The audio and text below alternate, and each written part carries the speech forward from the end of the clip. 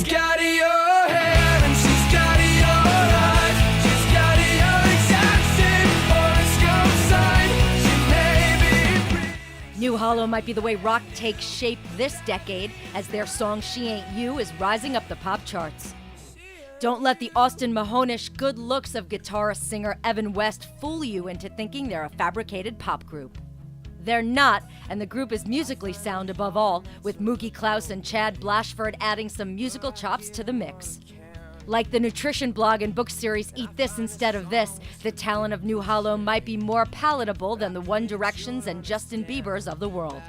The trio said that they were recruited heavily, and there were some that wanted them to forego their rock roots. Well, Epic seemed like, or they were the first people that seemed like they were going to let us play music and like let us play the music that we'd want to. And I think that was just literally the first time that happened. Like whoever else we talked to would say like they wanted something different. Yeah, and that's definitely the most it's like, important okay, thing. well, you can just find someone different. The single She Ain't You features a pop rock style that lends itself to some 90s rock influence done in a contemporary style, and even a guitar solo, which is a rarity for a tune climbing the top 40 chart. They talked about their radio success so far. It's crazy. I mean, I just don't like...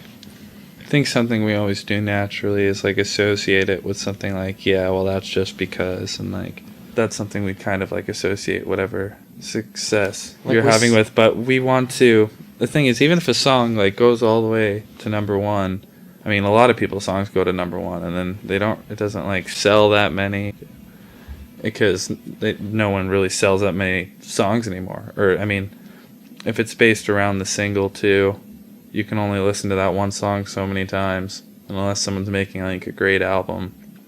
I mean, then that is a lot more staying power.